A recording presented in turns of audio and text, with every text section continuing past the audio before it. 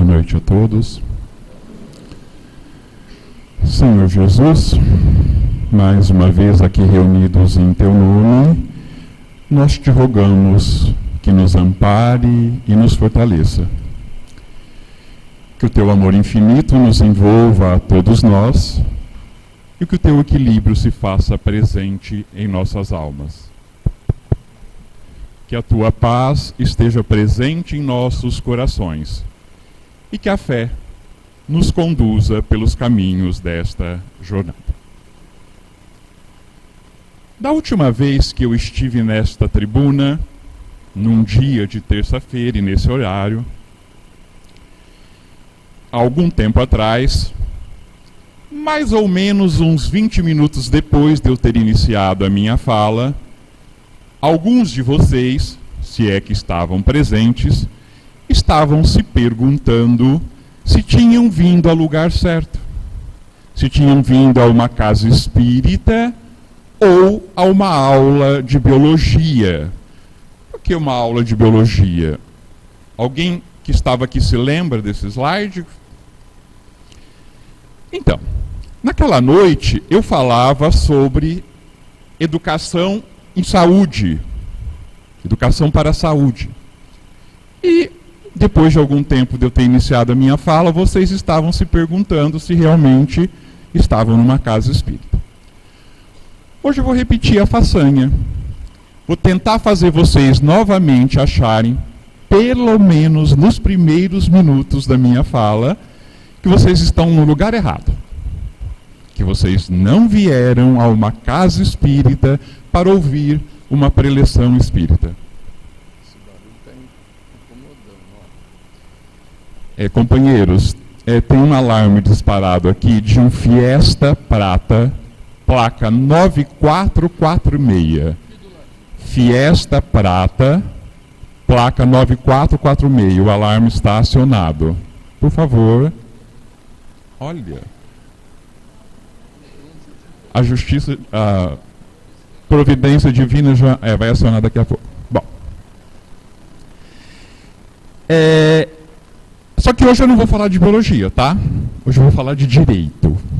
Tá bom? Bom, antes de mais nada, eu gostaria de deixar bem claro que se existe algum crédito ao fato de eu estar aqui na frente hoje, esse crédito, a minha fala em particular, esse crédito se deve apenas, para mim, à lógica da apresentação. Os créditos para o conteúdo, bom, aí para o conteúdo é outra coisa. E aí os créditos do conteúdo estão todos aqui. A esses 3 livros é que nós devemos os créditos do conteúdo da minha fala. Alguém é capaz de reconhecer esse símbolo? Ah, não vale. Eu dei dica, eu falei que eu ia falar de direito ao invés de biologia hoje, né? Então, essa é a imagem de uma divindade grega por meio do qual a justiça é definida, no seu sentido moral, como o sentimento da verdade, da equidade e da humanidade, colocando acima das paixões humanas as suas decisões. Por este motivo, a justiça é personificada pela deusa Têmis. Está representada com os olhos vendados e com uma balança na mão. E esse é o símbolo, então, a deusa Têmis, com os olhos vendados e com a balança na mão, é o símbolo da justiça, da lei, da ordem, da proteção aos oprimidos. Pelo menos tenta ser. Nem sempre consegue. E talvez o porquê de nem sempre conseguir, embora não seja esse o meu objetivo da minha fala, mas com a minha fala talvez a gente consiga depreender o porquê de que nem sempre essa justiça consegue ser a lei, a ordem e a proteção para os oprimidos. No livro Nosso Lar, ditado pelo espírito de André Luiz ao saudoso médium mineiro Chico Xavier, nós encontramos uma colocação, que eu vou mostrar, feita por Lísias. Lísias, na história com H, né, para nós que somos espíritas, era um visitador dos serviços de saúde e foi o primeiro espírito que André Luiz viu ao abrir os olhos na colônia, no seu ambiente de tratamento. E foi ele quem tutelou André Luiz nos primeiros tempos após o recolhimento do mesmo na colônia espiritual. E é de Lísias essa fala. O homem vulgar, e o que está em branco não é da fala de Lísias, eu só fiz um acréscimo aí. E entenda-se aqui por homem vulgar aquele que desconhece as verdades espirituais, e não tal como nós empregamos o termo vulgar no nosso cotidiano. O homem vulgar ignora que toda manifestação de ordem no mundo procede do plano superior. Nenhuma organização útil se materializa na crosta terrena sem que seus raios iniciais partam de cima. E o próprio André Luiz, quando começou a circular pela colônia e a se deleitar com o que via, se pronunciou da seguinte maneira sobre o que via na colônia: quase tudo cópia melhorada da Terra. Emendou-se mais tarde com a conclusão de que, na verdade, tudo que temos por aqui é cópia imperfeita do plano espiritual. Baseado nessa premissa, é que nós vamos partir para esta comparação. Uma comparação entre a justiça terrena e a justiça divina.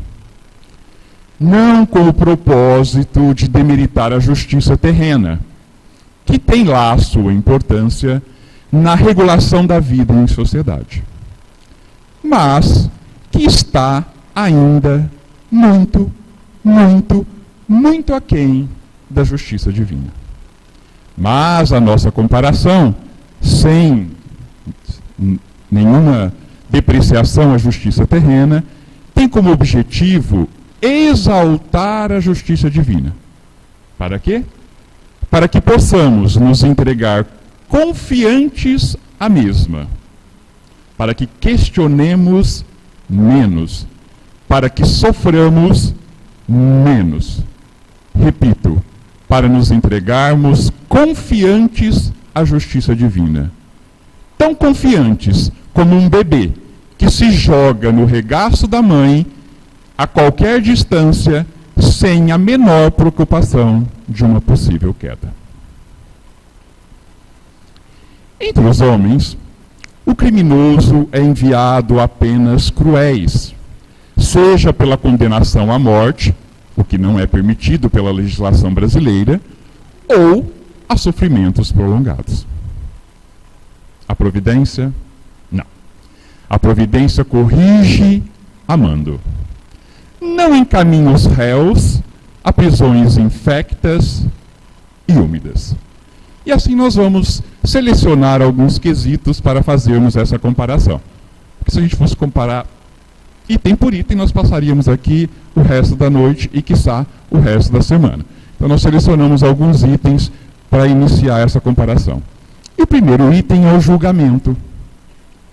Na justiça terrena, o julgamento, em um sentido bastante amplo, tem por objetivo absolver ou condenar quem está em julgamento. Como em regra as partes, defesa e acusação, apresentam versões diferentes para os mesmos acontecimentos, incumbe a cada uma delas, defesa e acusação, trazer aos autos os elementos, que são conhecidos como provas, que apontem e corroborem ou não a veracidade daquilo que está dizendo. Ao juiz, por sua vez, está cometido o dever de apreciar, segundo a lei, o material que foi apresentado, fundamentando então a sua sentença e o caminho que ele percorreu para chegar à verdade que ele acabou por admitir, inocente ou culpado. E a justiça divina? Para a sabedoria magnânima da justiça divina, nem sempre o que errou é um celerado, como nem sempre a vítima é tão pura e sincera quanto parece. Por quê? Deus não vê apenas a maldade que surge à superfície do escândalo. Deus conhece o mecanismo sombrio de todas as circunstâncias que levaram a um desatino, a um crime, a uma situação que infrinja as leis. O algoz integral, assim como a vítima integral, são desconhecidos do homem, mas o Pai nos conhece a todos. Legisladores. Na justiça divina, o poder judiciário tem na sua hierarquia juízes ou magistrados, desembargadores e ministros da justiça. Os promotores, embora atuem no judiciário, não pertencem ao poder judiciário. Viu como é bom de vez em quando ouvir uma palestra assim, né? Até eu tive que aprender isso, né? Para mim, promotor também fazia parte do poder judiciário. Não, a promotoria faz parte do poder executivo, embora atue, né? Mais especificamente, ao Ministério Público. O Ministério Público. E a justiça divina? A justiça divina usa como legisladora, a nossa própria consciência. E é na nossa própria consciência onde edificamos o céu ou estacionamos num purgatório ou até nos precipitamos num abismo infernal. Tudo através da nossa consciência. Legislação. No que é baseada a legislação da justiça terrena? Código Penal, 1940, presidente Getúlio Vargas. Sofreu apenas 2 modificações pontuais ao longo deste período. Uma em 1984, que fez algumas alterações na parte geral do Código Penal, e uma em 2009, no quesito crimes sexuais. E está atualmente de novo em discussão, com vistas à mudança do mesmo. É dividido basicamente em direito penal fundamental e direito penal complementar. A própria existência de modificações nesta lei humana, representada pelo Código Penal, mostra a sua característica de mutabilidade. E a justiça divina? No que se baseia a justiça divina? A justiça divina se baseia na lei de causa e efeito, ou lei de ação e reação. A lei de causa e efeito, ela é complemento necessário à própria lei de justiça, de amor e de caridade. Por ela, o homem vai se depurando, evoluindo, corrigindo os erros, até conseguir, mercê do seu próprio esforço, alcançar a perfeição e, consequentemente, a felicidade. A lei de causa e efeito, como eu já disse, também é conhecida como lei de ação e reação, porque é uma lei automática, ou seja, ela já traz embutido em si mesma, os efeitos decorrentes dos nossos próprios atos. Atos bons trazem como consequência efeitos bons. Atos maus, efeitos maus. Assim, quem planta vento, colhe tempestades. Quem planta amor, colhe amor. A semeadura é livre, porém a colheita é obrigatória. Todos, absolutamente todos nós, colheremos apenas e tão somente o que plantarmos. Ninguém poderá colher maçãs se plantar bananas. A cada um, segundo as suas obras, assim na terra como no céu. Tal é a lei da justiça divina. E a origem divina da lei de causa e efeito determina a sua imutabilidade. Lá no capítulo 1 do Livro dos Espíritos, intitulado Deus, situado exatamente na primeira parte do mesmo, que trata das causas primárias, nós vamos encontrar que Deus é eterno e é imutável. Se ele estivesse sujeito a mudanças, as leis que regem o universo também não teriam nenhuma estabilidade. Ora, se Deus então é imutável, a justiça que emana dele também é imutável.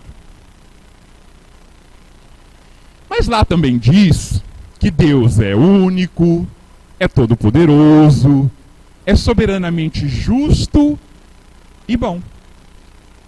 A sabedoria providencial das leis divinas se revela nas menores como nas maiores coisas. E essa sabedoria não permite que duvidemos da sua justiça e, muito menos, da sua bondade. E na questão falibilidade, falhar, errar, como é que fica a justiça terrena? Na justiça terrena existem dois tipos de julgamento. Os julgamentos que são conduzidos pelo juiz, que é o chamado julgamento pela tribuna, e os julgamentos que são de competência do júri, conhecidos como julgamentos pelo júri. No julgamento pela tribuna, feito exclusivamente pelo juiz, ele exerce os seus conhecimentos de ordem geral e atua com os atributos que lhe são pessoais de perspicácia, de bom senso, de objetividade, de homem experiente. Se for conduzido por um júri, a composição do júri, como a maioria de vocês deve saber, é formada a partir de uma enorme lista de eleitores inscritos nas localidades do julgamento. Os jurados são então examinados para se filtrar qualquer um que tenha conhecimento pessoal da causa, que conheça alguém de qualquer um dos lados da questão, ou que tenha passado por uma experiência semelhante à que está sendo apresentada. Os jurados são então escolhidos e prestam juramento de que julgarão a questão da forma mais imparcial possível. Então, seja no julgamento pelo juiz, que é homem, ou seja no julgamento pelos jurados, que também são homens, a própria condição humana os torna falíveis, passíveis de erro, de falhas. E a justiça divina? A justiça divina, como diz o povo, não falha. Existe um axioma popular que diz que a justiça divina não falha. É centrada em nossos próprios atos. Lei de ação e reação. Certo. Nós já dissemos também que Deus é soberanamente bom e justo. Donde pressupõe-se que a misericórdia de Deus é infinita. E é, mas não é cega. Infinita, mas não é cega. O culpado que ela atinge não fica exonerado, e enquanto não houver satisfeito a justiça pela lei de causa e efeito, sofre a consequência dos seus erros. Deus, na sua infinita misericórdia, não é inexorável. Ele deixa sempre viável o caminho da redenção para nós. E aí, podemos então dizer que a justiça divina, além da sua soberana magnitude, é infalível. E E os tipos de pena que são aplicados em cada uma das justiças? Na justiça terrena, de acordo com o Código Penal brasileiro, que, como vimos, data de 1940 com algumas pequenas modificações, existem em nosso ordenamento jurídico 3 espécies de penas que podem ser aplicadas aos, agora eu vou gastar o meu latim, infraudem leges. Sabe o que significa essa coisa toda? Infratores da lei. Olha que lindo, né? Infraudes legem. Né? E quais são esses 3 tipos de penas? Multa, pena restritiva de direitos e pena restritiva de liberdade. Me perdoem os advogados aqui presentes, né? Porque eu não estou adentrando em todos os meandros, mas se eu estiver falando alguma coisa, mesmo que superficial errada, me corrija depois, por favor, tá? Em particular. Muito bem. E nas penas restritivas de liberdade, nós ainda temos uma subdivisão em 3 outras possibilidades: a reclusão, a detenção e a prisão simples, que são aplicadas às contravenções penais. E a pena de reclusão ainda pode ser cumprida em regime aberto, semiaberto ou regime fechado. Aham! De novo estão se perguntando se não erraram de endereço, né? Se não deveriam estar numa casa espírita ao invés de estar numa aula de direito, né? Só mais um pouquinho de paciência, tá?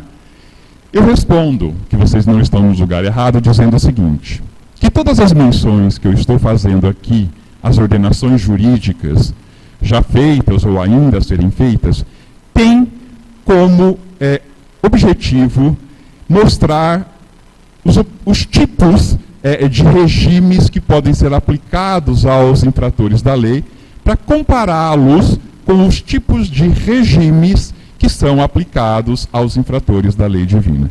Esse é o propósito da nossa fala, e aqui em particular, eu estou tentando, na verdade, definir o tipo de regime que se aplica à pena da justiça divina, para que depois a justiça terrena, para a gente comparar com a justiça divina. Então essas são as penas da justiça terrena. Mas e a justiça divina? O que a justiça divina faz? Vamos recorrer à fonte das nossas falas.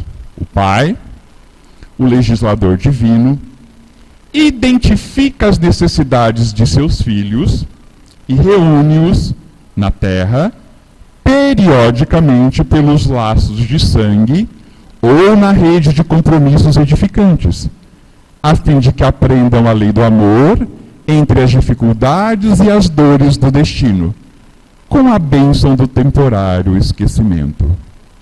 Reúne-os na terra, periodicamente, laços de sangue ou compromissos edificantes, com a bênção do temporário esquecimento. Parece que eu conheço essa definição. Alguém conhece? Isso é a definição de reencarnação. Isso é a definição do processo reencarnatório. Então, qual é a pena na justiça divina?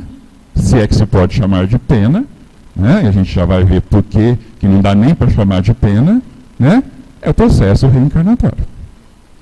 Bom, processo reencarnatório a gente já sabe, mas aonde se cumprem essas penas? Né? Os locais de cumprimento da pena. Na justiça terrena, dependendo do tipo de regime, se for um regime fechado, o réu vai cumprir a pena num estabelecimento penal, de segurança máxima ou segurança média. Existe dos dois aqui no Brasil. Olha, né? No semiaberto, ele vai cumprir essa pena numa colônia penal, agrícola, que quase desapareceram todas ultimamente, mas sempre existiram, industrial, ou num estabelecimento similar.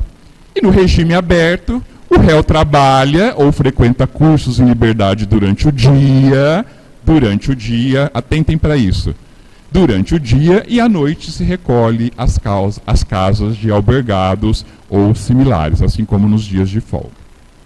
Ok? E na reencarnação? Bom, qual é o tipo de regime na reencarnação? Antes de falarmos onde é cumprida a pena. que acontece durante a encarnação? Lembrando que reencarnação é um termo que se refere a uma repetição periódica e sucessiva desse processo de encarnar, de estar aqui na Terra. E estar aqui na Terra, por mais que seja muito bom, é bom, né? O espírito fica preso à matéria. Ele fica, assim, privado da sua liberdade total. Liberdade total essa que ele só goza quando ele está no plano espiritual como espírito desencarnado. Contudo, exatamente o contrário da justiça terrena, durante a noite, né? Quer dizer, nem todo mundo dorme à noite, mas a grande maioria dorme à noite, ou pelo menos deveria. Embora a gente precise de pessoas que também durmam durante o dia para fazer os trabalhos essenciais à noite, né? A gente volta à pátria espiritual, ainda que com restrições, né? Podemos rever os nossos, aprender e, infelizmente, até se comprazer nos nossos instintos inferiores de espíritos pouco evoluídos, infelizmente. Assim sendo, o regime de pena da reencarnação é comparado a um regime aberto, concordam? Com uma diferença. Bom, pelo fato de ser um regime aberto, isso mais uma vez mostra o quê? A magnanimidade da justiça divina. Na justiça divina não tem regime fechado, regime semiaberto. Na justiça divina é só regime aberto, tá? Com uma diferença. O que eu falei do regime aberto? Na justiça terrena, livre durante o dia e recluso à noite. Na justiça divina é o contrário, né? Geralmente nós estamos reclusos durante o dia, enquanto conscientes, né? E ocupando o nosso corpo carnal, e livres, até certo ponto, durante a noite, quando podemos demandar o plano espiritual.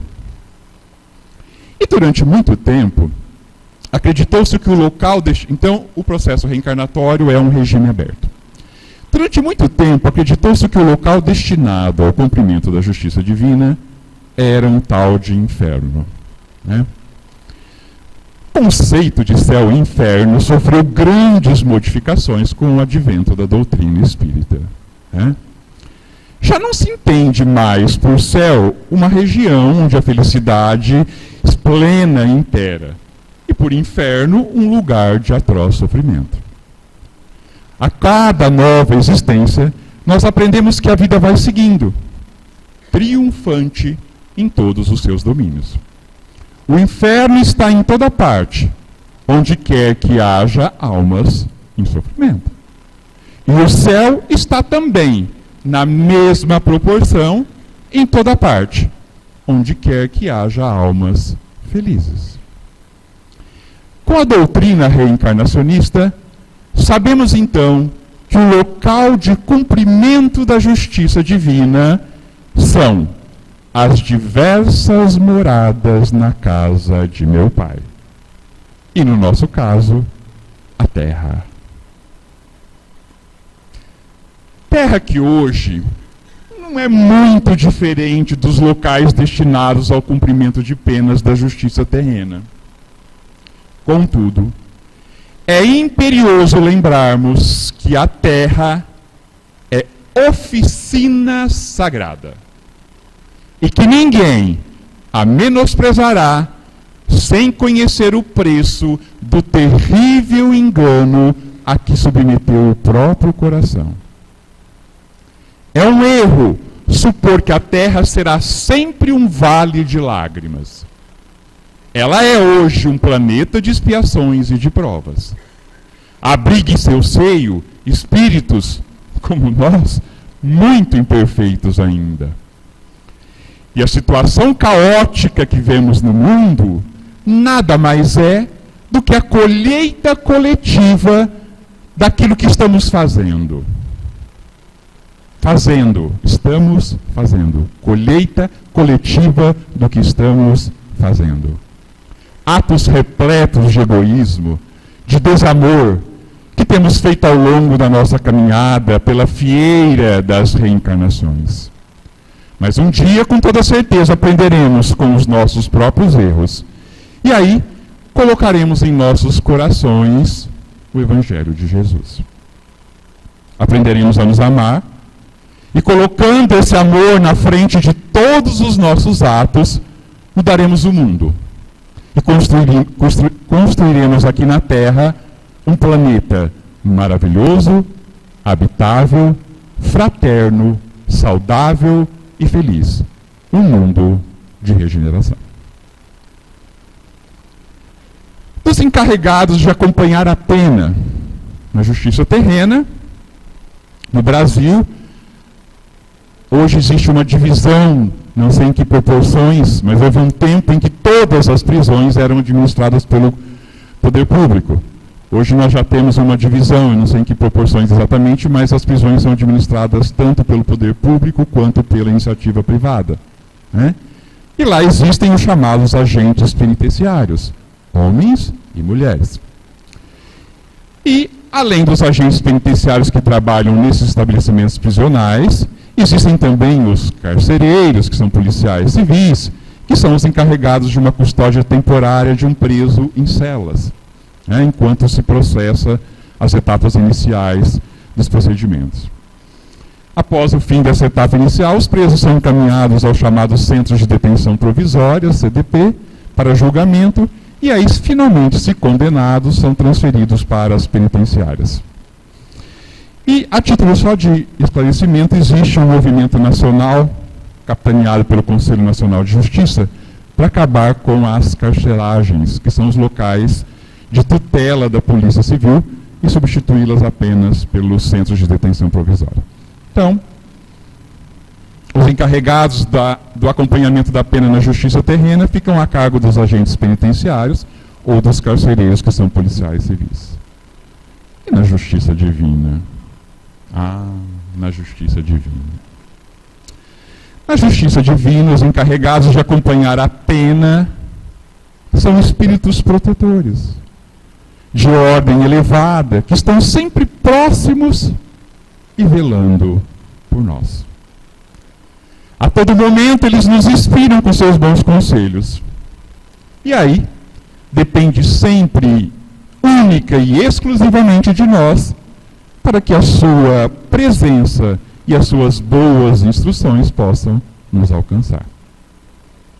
Esses bons espíritos ligam-se a nós a partir do nosso nascimento.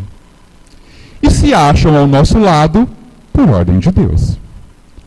Foi Deus quem aí os colocou, e por amor a Deus, eles aí permanecem, desempenhando uma bela, mas penosa missão. Penosa missão. Penosa? Ixi, faz um examezinho de consciência para ver se é fácil ser nosso anjo da guarda. Penosa, porque muitas vezes nós, em nosso orgulho, em nossa vaidade, acabamos por escolher como conselheiros os maus espíritos. Escolhemos como os nossos instrutores do dia a dia os nossos companheiros de instintos negativos e primários e não damos ouvido ao nosso espírito protetor. O que acontece nesse momento? Eles, os espíritos protetores, se afastam de nós. Porém, no primeiro sinalzinho, na sequer menção do nosso pensamento à existência do mesmo, eles voltam correndo para o nosso lado para nos ajudar e se fazem presentes novamente em nossas vidas. E quem são esses espíritos protetores? A gente tem um nome para isso, que com certeza a gente não aprendeu na doutrina espírita, mas que a gente carrega ainda, né? Das nossas passagens de outras religiões antes de chegarmos à doutrina espírita, os nossos anjos de guarda. Né? Não que esse termo não se aplique adequadamente aos mesmos. Perfeita definição. Realmente, eles são nossos anjos de guarda. O único equívoco nessa definição é que eles não são anjos.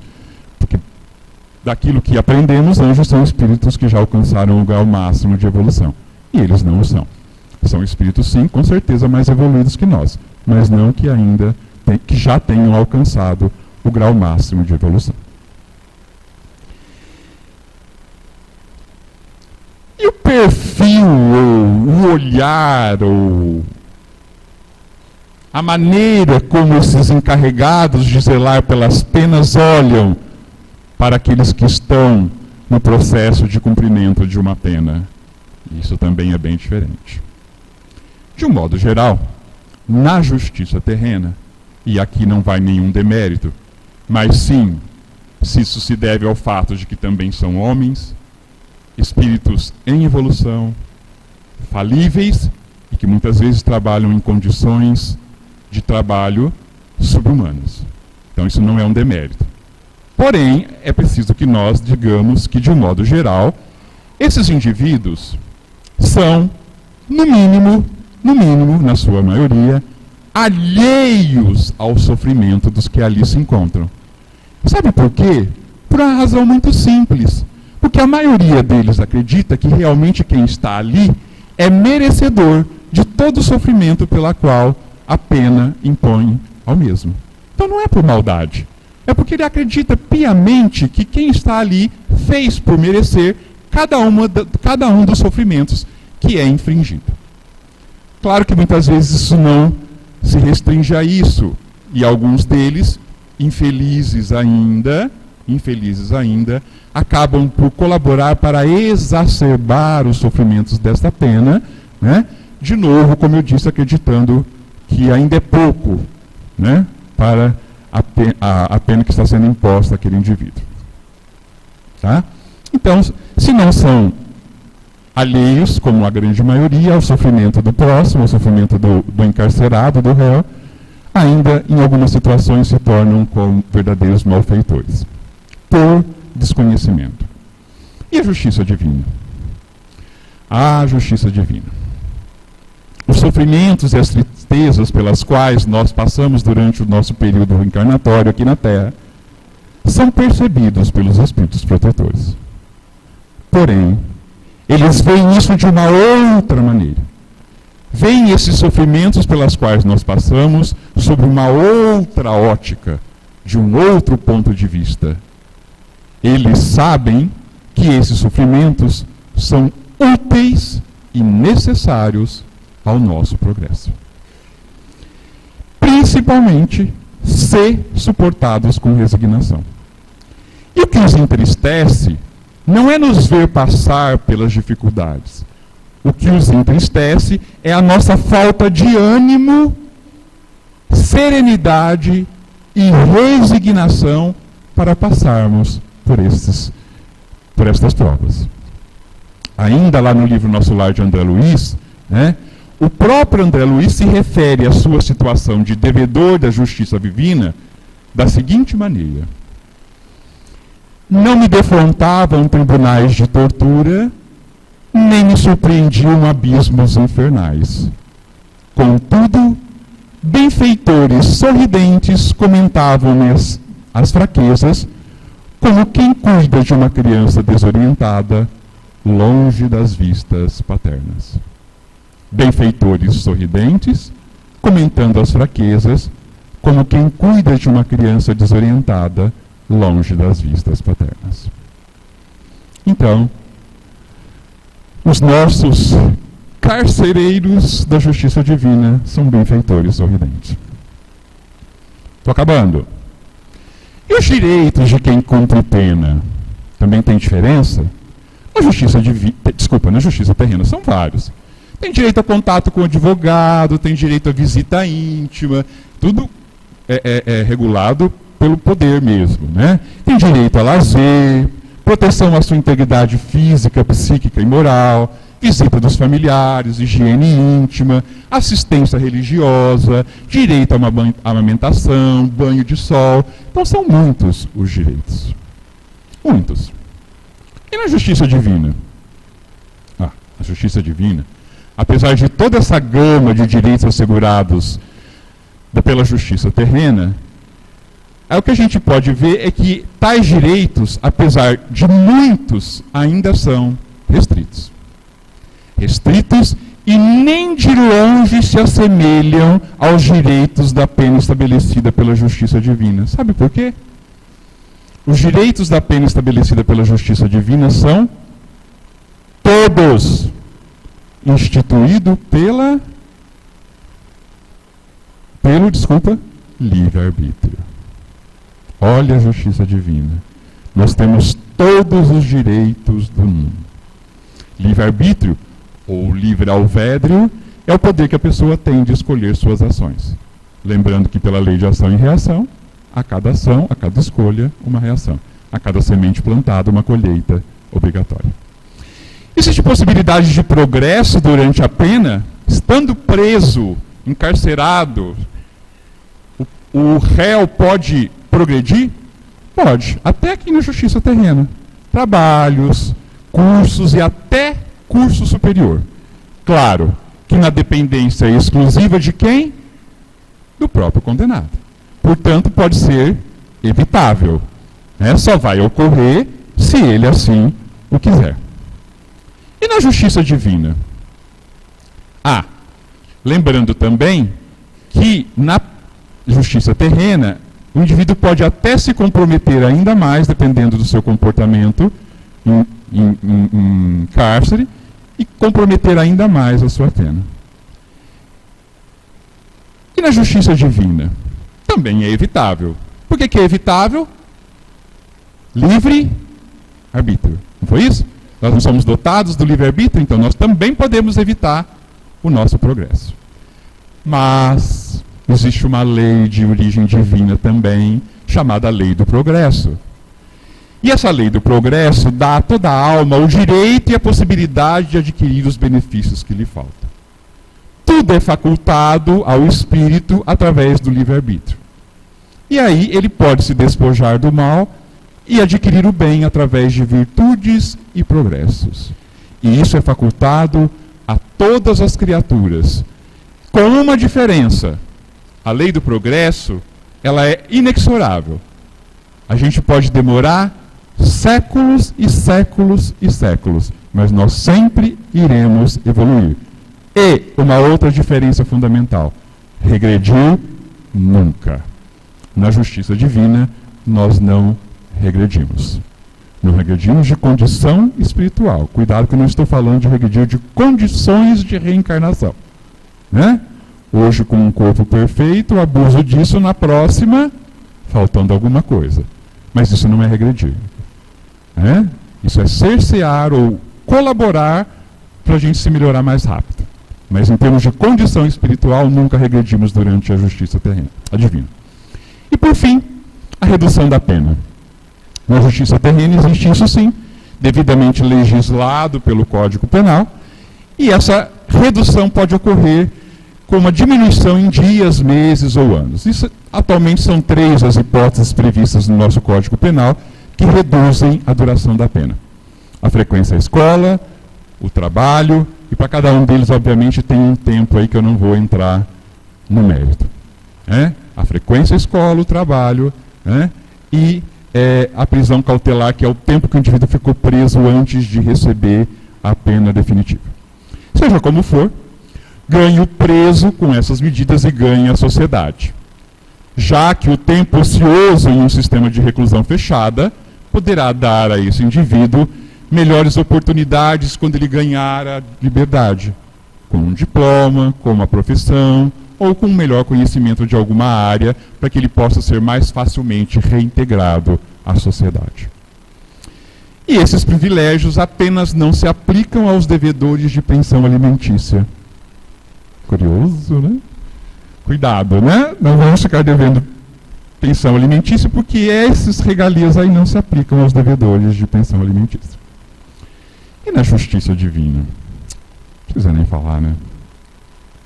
O homem pode se libertar de todas as suas imperfeições, desde que assim o deseje.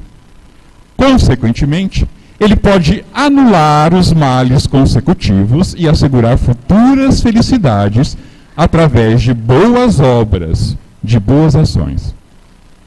De que forma nós poderíamos então suavizar as nossas faltas e as nossas desventuras, atenuando ou reduzindo a nossa pena com a justiça divina.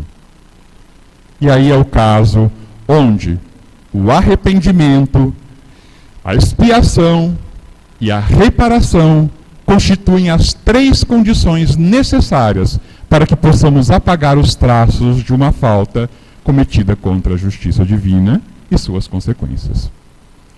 O arrependimento, que é o reconhecimento verdadeiro, próprio do infrator, daquele que cometeu a falta, embora seja o primeiro passo para a reparação e a amenização da expiação, somente abre as portas para a reparação. Somente abre as portas para a reabilitação. Só a partir do momento em que nós nos arrependemos é que nós temos as portas abertas para uma possível expiação e uma possível reparação e reabilitação. Agora, só a reparação propriamente dita é que pode anular a causa. E a reparação? A reparação consiste em fazermos o bem àquele a quem havíamos feito o mal.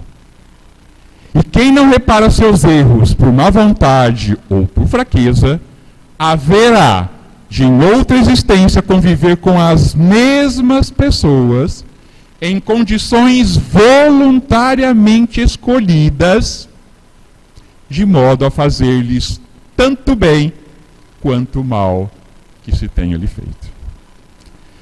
E a reparação de nossos erros, quando não é feita em uma existência, ela é levada a outra existência,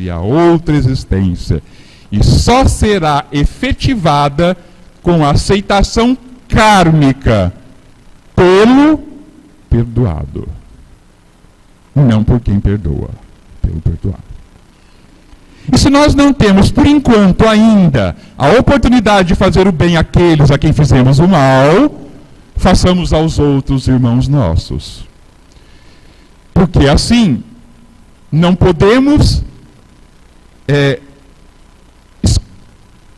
tirar da nossa consciência a pena, mas podemos tê-la atenuada. Podemos não anulá-la, mas sim atenuada. E já dizia o santo Chico Xavier, quase santo, né? Não dá para não admitir, e isso faz parte do nosso conhecimento espírita, que vários espíritos bastante evoluídos como Chico passaram pela Terra, mas nada que se compare ao mais evoluído de todos eles que já esteve entre nós, na figura personificada de Jesus. Mas já dizia o Chico sobre a santa justiça divina. Toda vez que a justiça divina nos procura para acerto de contas, se nos encontra trabalhando em benefício dos outros, manda a misericórdia divina que a cobrança seja suspensa por tempo indeterminado. Quando a justiça divina nos procura para acerto de contas e nos encontra trabalhando em benefício dos outros, reza a justiça divina que esta cobrança seja suspensa por tempo indeterminado. E mais uma vez, parafraseando André Luiz, eu gostaria que os meus agradecimentos se calassem em vossos corações, recolhendo-se ao grande silêncio da simpatia e da gratidão. Que a atração e o reconhecimento, o amor e o júbilo morem na alma de cada um de vocês. E crede que eu também guardarei semelhantes valores comigo a vosso respeito, no santuário do nosso coração. Que o Senhor nos abençoe.